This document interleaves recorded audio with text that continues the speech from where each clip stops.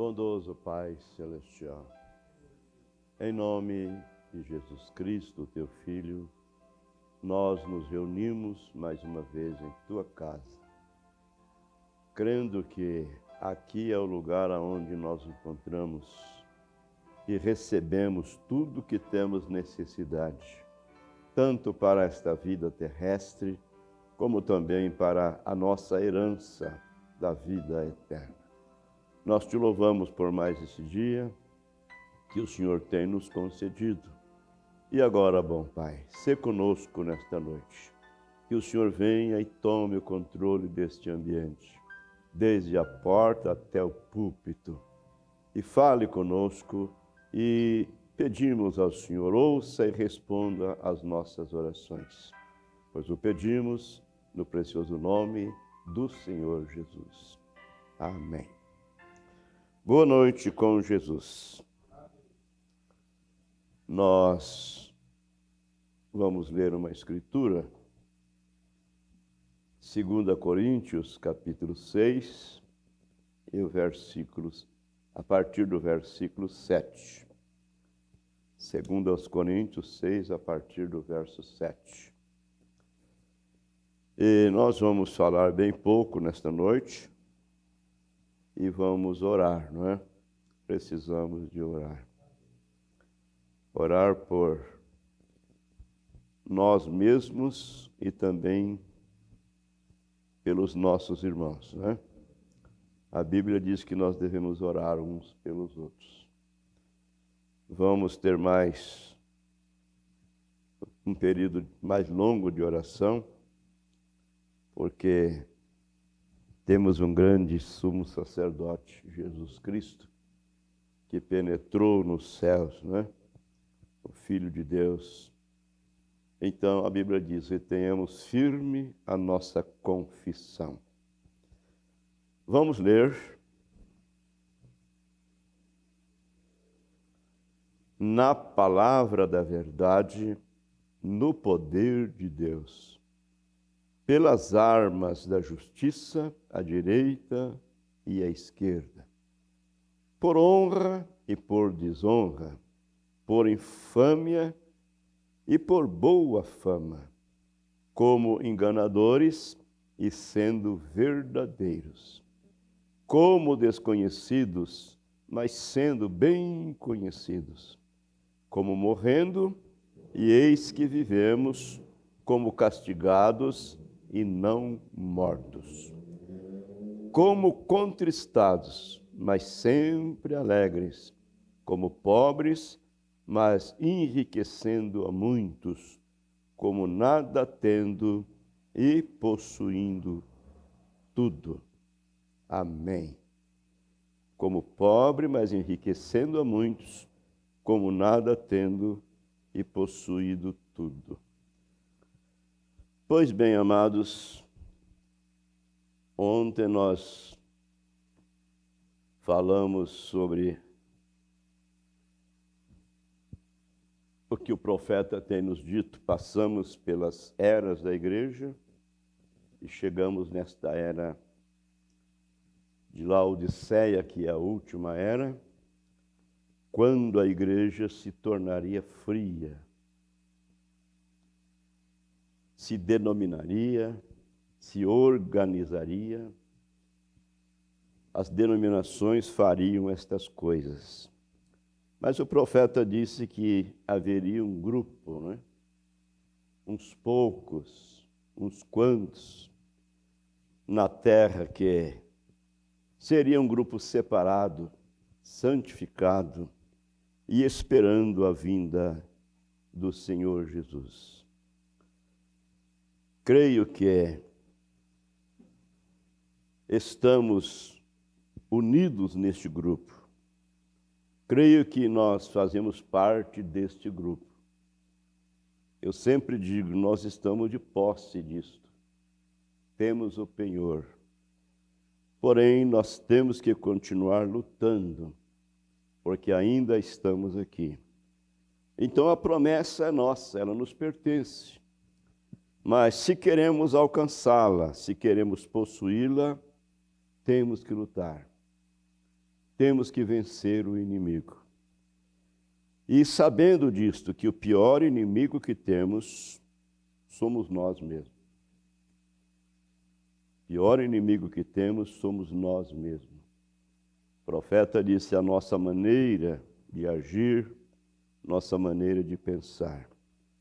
Então precisamos vencer estas coisas, não é?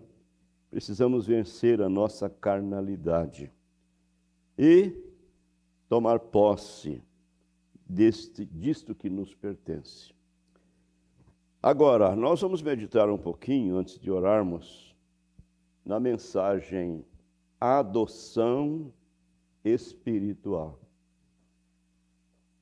Sabendo que o natural fala do espiritual. E no natural, um filho, ele já era filho desde quando nascia na família.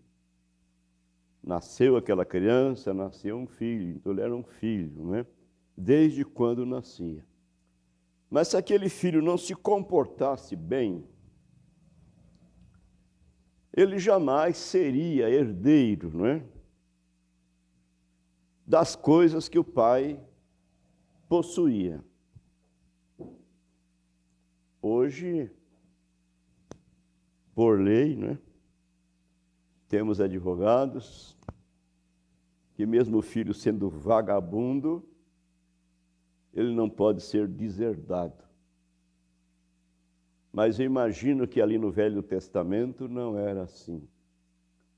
Era o comportamento do filho que o colocava na adoção. E quando o filho alcançava aquela oportunidade, aquele grau, o pai fazia aquilo com muito prazer.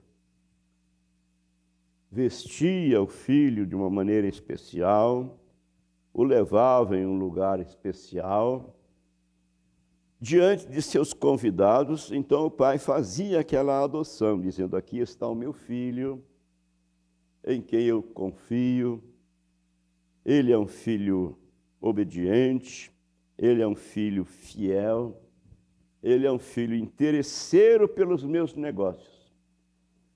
Então hoje, diante do público, eu estou fazendo esta declaração: a palavra do meu filho vale tanto quanto a minha. A assinatura dele em um cheque vale tanto quanto a minha assinatura. Então o filho recebia aquela adoção. E o profeta disse assim para nós: se formos bem comportados, olha, somos filhos, nascemos de novo, fomos gerados pela palavra de Deus. Mas precisamos ser bem comportados. O profeta disse: se formos bem comportados, algum dia glorioso seremos herdeiros de todas as coisas. Amém. Deus em seu dia designado. Aleluia. E esse dia está tão próximo. Chegamos no fim dessa última era da igreja. E o mundo, os acontecimentos, está declarando para nós que chegamos no fim. Chegamos no fim. Agora, amados, adoção, no parágrafo 87, vou usar as palavras do nosso Elias. Ele diz: e aqui é o ponto que eu quero dirigir para casa. Para casa? Que casa é esta?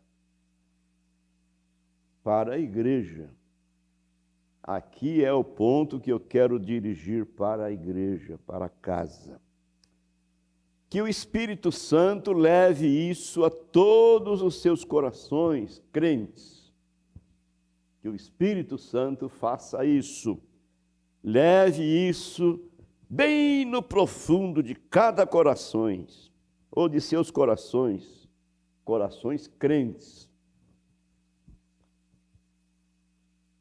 simplesmente por ser você um crente, certamente você tem a vida eterna. Simplesmente por você ser um crente. Você creu em Jesus. Você o aceitou como seu Salvador. Você crê naquele que o enviou. A Bíblia diz em São João 5:24, aquele que ouve minha palavra, disse o Senhor Jesus, e crê naquele que me enviou, tem a vida eterna. Não terá, tem. Aquele que ouve a minha palavra e crê naquele que me enviou. Você ouviu, você creu, não é isso? Então ele diz, tem a vida eterna. E não entrará em condenação, mas passou da morte para a vida. Então o profeta está nos dizendo, simplesmente por você ser um crente, certamente, você tem a vida eterna. Deus disse isso. Amém. Deus disse isso e Ele não volta atrás. Suas palavras são palavras imutáveis, porque Ele é um Deus imutável. Deus disse isso. Mas Ele faz a nós uma pergunta. Você gostaria de entrar, chegar no céu, junto ao Pai Celestial, como Jó disse? Só com a pele dos seus dentes, digamos assim, com as mãos vazias, sem ter nada para apresentá-lo.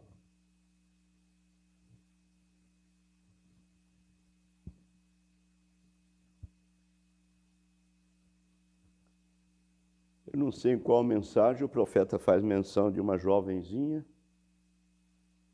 que trabalhava em casa, lavava as roupas, e alguém queria seduzi-la para levá-la para algum lugar, dizendo, olha, o que você vai apresentar a Deus no dia que você chegar lá? Ela disse, eu apresentarei minhas mãos cheias de calo. Então, o profeta está fazendo essa pergunta para nós. Você tem a salvação eterna, mas você gostaria de entrar na presença de Deus, como disse Jó, só com a pele dos seus dentes? Você gostaria de simplesmente de apresentar-se diante do Pai com as mãos vazias, sem fazer nada? O profeta pergunta, e o talento que ele deu a cada um, sendo você negligente? Você simplesmente não usou o talento que ele te entregou. Ou deixou que algo mais estivesse no seu caminho. Algo mais. Você deixa pequenas coisas mesquinhas que nada significam para você no tocante à salvação, no tocante à vida eterna. Nada significa, simplesmente significa algo grande e bom para a carne, né? Mas nada significam para você. Afinal, pequenos problemas, ensopados, discussões diferentes de igreja, tirarem a mansidão e a gentileza de sua vida? Você gostaria de estar diante do Pai assim? Eu creio que eu não creio que você gostaria. Eu não creio que você faria isso. E nem eu. Nós desejamos algo melhor. Como gostaríamos de sermos cristãos melhores. Como gostaríamos de ficar livres deste mundo. Eu sei. E muito mais sabe o nosso Deus, que é onisciente. Ele sabe.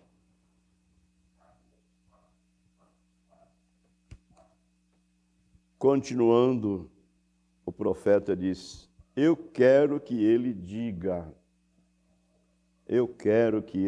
bem feito, servo bom e fiel, bem feito, não pela pele dos meus dentes, mas foi muito bem, meu bom e fiel servo. Você fez tudo direitinho. Você amou a minha palavra, você se esforçou. Você fez tudo o que precisava para ser um servo fiel. Entre no gozo do Senhor, pois você fez bem feito o que tinha que fazer. Dá para lembrar daquela expressão, né? Faça do seu dever um prazer. Faça do seu dever um prazer. Não murmurando, não maldizendo.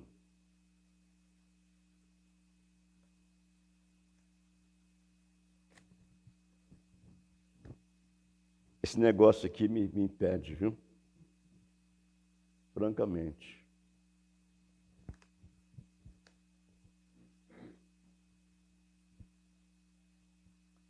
Eu sei, nós reconhecemos que as mulheres, a elas é exigido mais, muito mais, de que nós, os homens. As esposas são exigido muito mais delas do que o esposo. Isto é verdade. É coisa que qualquer um deve reconhecer.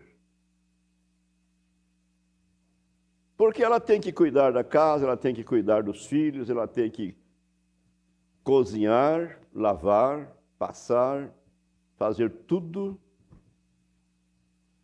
e ainda agradar o marido. Enquanto que o homem simplesmente levanta de manhã, o cafezinho tem que estar pronto ali na mesa, e ele enche o pandu e sai para o serviço. Lá ele tem o dever dele, aquela coisinha bacatela. E à tarde ele chega todo garboso, não é? Muito bem, querendo encontrar tudo no jeito. Então, eu sei que a luta, o dever de uma mulher é muito mais, digamos assim, mais difícil de ser realizado do que do homem. Mas, olha, faça do seu dever um prazer. Sem murmurar, sem reclamar. Faça da maneira melhor que você puder. Olha, o profeta diz assim: talvez você seja uma dona de casa. Se você é, Deus fez de você uma professora de seus filhos. Ainda tem que ensinar os filhos o caminho que eles devem trilhar. Ensine a criança o caminho que ela deve andar, que quando crescer não se desviará dele. Ainda que ele não der conta de trilhar aquele caminho, mas ele sempre vai dizer: minha mãe me ensinou assim. Então, faça tudo sem murmurar. Faça com gozo, faça com alegria, faça com amor. Porque como o profeta olhou e viu aquele prédio, não é? Aquela coisa. Ele nunca tinha visto algo assim. Começou a pensar: certamente eu não mereço, né? Mas Deus veio e disse: olha, os seus bens estão lá na glória. Está lá no céu. Você não tem muita coisa aqui, mas você tem lá. É o que importa, irmãos. Igreja, é o que importa para nós, é isso aqui. É a herança eterna, é a vida eterna. Porque tudo aqui é passageiro. E lembrando de uma coisa, que nós somos herdeiros pela promessa de Deus. Deus nos prometeu. Talvez você seja uma dona de casa. Se você é, Deus fez de você uma professora de seus filhos. Faça um bom trabalho com isto, independentemente do que você precisa fazer. Faça-o bem.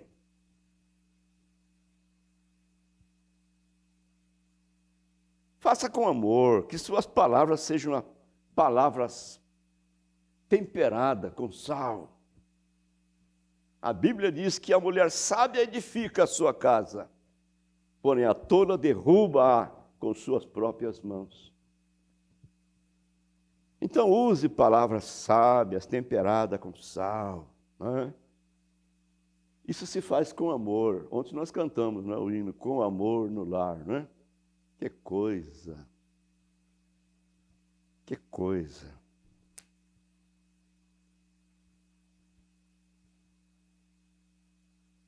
Tem uma irmã, não vou dizer o seu nome, mas uma vez por mês a gente vai fazer culto na casa dela, uma família pobre, toda a família analfabeta,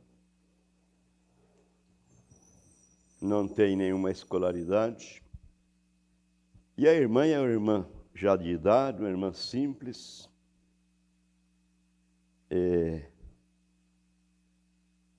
mas ela faz um arroz com feijão tão gostoso, rapaz. Viu? Não desprezando, desfazendo das outras, mas, irmão, precisa de ver, aí é rapidinho, ela entra na cozinha e no instantinho ela faz o arroz, o feijão, às vezes um franguinho, alguma coisa assim. Você vai comer aquilo é bom demais, aquilo está bem temperadinho. Né? Tenho visto outras aí, rapaz, que uma hora o negócio está sem sal, outra hora está salgada demais, uma hora está cru, outra hora está cozido demais. Que negócio é esse?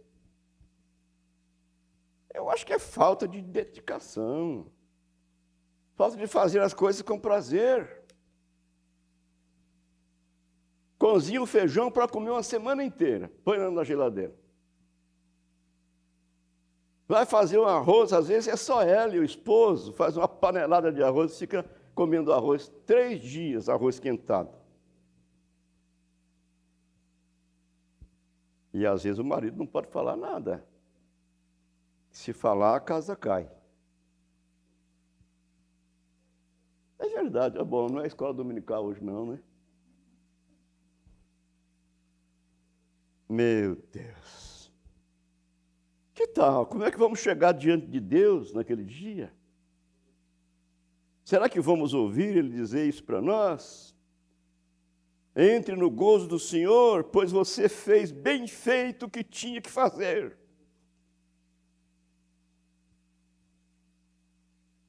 Olha, talvez você seja uma dona de casa, se você é, Deus fez de você uma professora de seus filhos.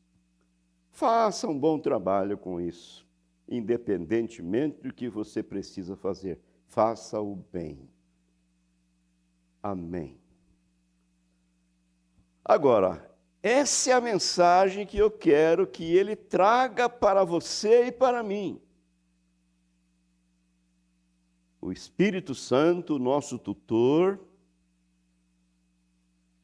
vai fazer a apresentação de nós, filhos, ao Pai.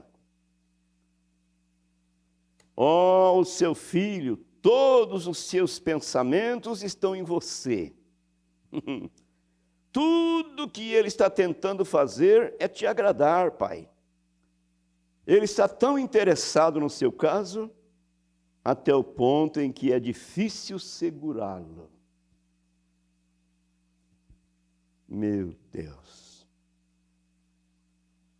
O profeta disse assim: eu preferia ser um pouco zeloso em relação ao reino do Pai do que não ter zelo nenhum por isto. Eu prefiro trabalhar muito e, como pregador da igreja de Cristo, Como um pregador da Igreja de Cristo me disse há algum tempo: Senhor Brana, prefiro me desgastar do que me enferrujar. E isso é muita verdade. Prefiro me desgastar do que me enferrujar.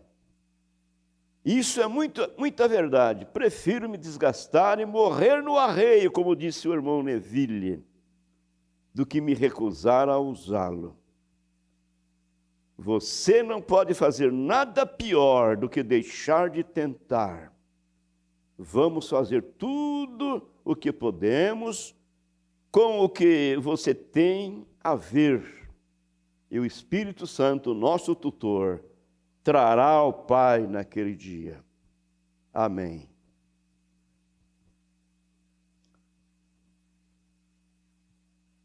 Agora observe, se o filho se tornasse um filho corajoso, isso era dito ao pai: ó, seu filho é um herói. Ó, eu simplesmente amo a palavra de Deus, disse o profeta. Eu simplesmente amo a palavra.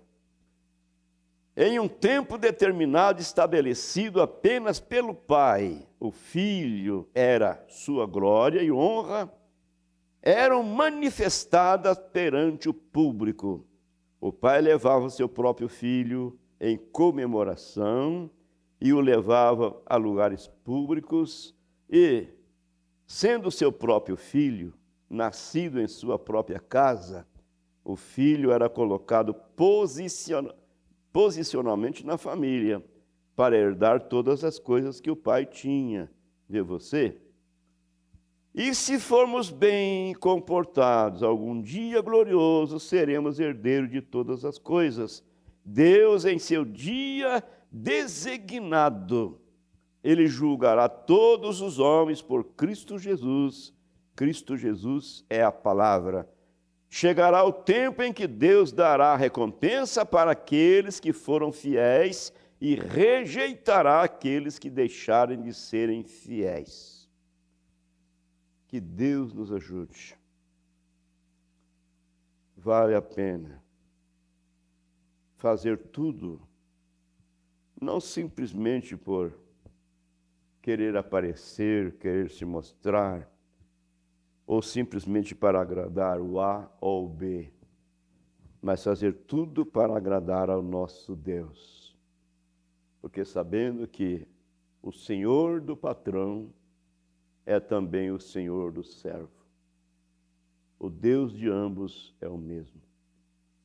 Que Deus nos ajude, amados. Agora, estamos esperando este grande momento, né? A aparição de nosso Senhor Jesus Cristo. O que mais falta para acontecer que Ele tenha predito? Todas as profecias têm se cumprido. É verdade. Simplesmente o que falta é a aparição do Senhor para nos buscar.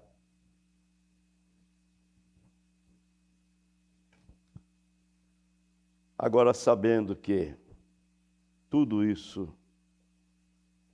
nos pertence, o direito da vida eterna, então que pessoas nos convencer? Que tipo de cristãos devemos ser? Vamos orar. A Bíblia diz que não temos um sumo sacerdote que não possa compadecer-se das nossas fraquezas, porém um que, como nós, em tudo foi tentado, mas sem pecado. Ele foi tentado em tudo que você é, em tudo que nós somos. Só que ele não pecou, ele não cedeu.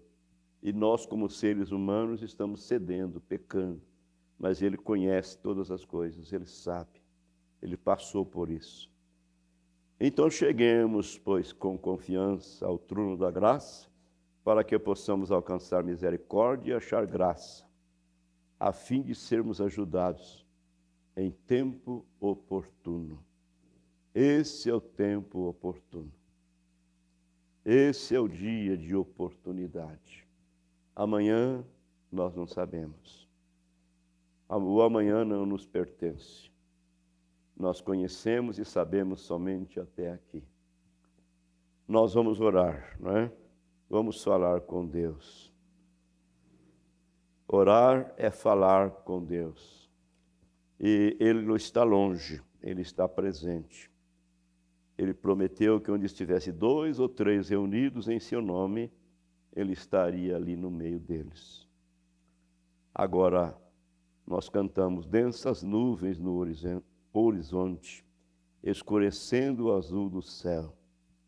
As trevas espirituais têm coberto a terra. Recordai do sermão do monte, quando o mestre doutrinava os seus. Falou de peste, de fome, de guerra, rumores de guerra. Falou de reino contra reino. Meu Deus, pai contra filho, filho contra pai. Estava ouvindo uma reportagem hoje que uma filha matou a própria mãe. Misericórdia, tudo tem se cumprido. Então ele disse, este evangelho em toda a terra é mister agora anunciar. Como no dilúvio antigamente, comiam, bebiam, sem em Deus pensar. Mas o castigo vem de repente, quando a arca de Deus se fechar. Comiam, bebiam, casavam, davam-se em casamento. E o irmão Noé estava lá construindo a arca. Terminou, betumou. E quem sabe, aí é que o povo fazia gaiofa, né? Aí é que o povo criticava. Não estava pensando em Deus coisa alguma. Estava churrasqueando e bebendo e fazendo essas coisas. E aí Deus disse para Noé entrar na arca. Depois que os animais haviam entrado, a porta da arca foi fechada. Eles continuaram, quem sabe olhando de longe. Mas de repente, as coisas mudaram. Era tarde demais. Não era mais tempo de oportunidade. O dia de oportunidade havia passado. Como no dilúvio antigamente, come, bebem, sem em Deus pensar, é o que estão fazendo hoje. Mas o castigo vem de repente quando a arca de Deus se fechar. Em Jesus se cumpre a profecia. O amor de muitos esfriará. Mas quem vive alerta e vigia, da tribulação escapará. Dos sinais, falai aos perdidos, que Jesus vai se manifestar. Destas coisas, sede apercebidos, este é o tempo de vigiar e orar. Amém.